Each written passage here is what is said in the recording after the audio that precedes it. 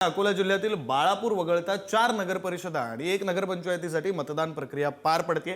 5 नगराध्यक्षांसाठी 30 जण हे निवडणुकीच्या रिंगणामध्ये उतरलेत, तर सदस्यांच्या 142 जागांसाठी रिंगणात असलेल्या उमेदवारांचं भवितव्य आज मतदान यंत्रामध्ये बंद होणार आहे। जिल्ह्यातील मतदान केंद्रावर मतदान प्रक्रियेला सुरुवात झाली असून प्रशासन सज्ज झाले।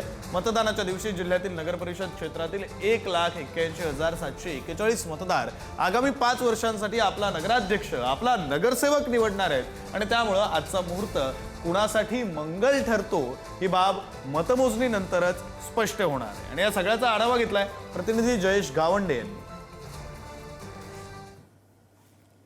अकोला जिल्ह्यातील 4 नगर परिषद आणि एका नगरपंचायतच्या निवडणुकीला मतदानाला प्रत्यक्ष सुरुवात झाली आहे। एका मतदान केंद्रावर मी सध्या आहे आणि पाहू शकता मतदारांची लक्षणीय गर्दी इथे पाहायला मिळते।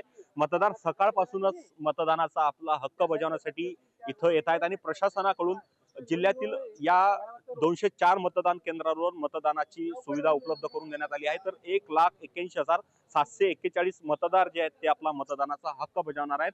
एकंदरीतच 625 उमेदवारांचं भाग्य मतपेटीमध्ये बंद होणार आहे आणि त्यासाठी मोठी तयारी जी आहे ती प्रशासनानं केली आहे।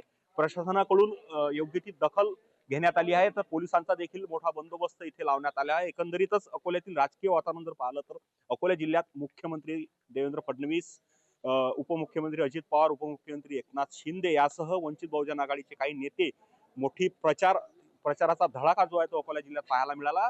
त्यामुळे अकोल्यातील राजकीय वातावरण जे आहे ते मोठं ढवळून निघालं आहे। तर अकोला जिल्ह्यातील अकोटमध्ये रामदास बोडखे माजी मंत्री यांची सून निवडणूक रिंगणात आहे, तर अकोल्यातील मूर्तिजापूरमध्ये आमदार हरीश पिंपळे यांचे भाऊ देखील या निवडणूक रिंगणामध्ये उभे आहेत। त्यामुळे एकंदरीत राजकीय वातावरण जे आहे ते अकोला जिल्ह्यातील तापले आहे।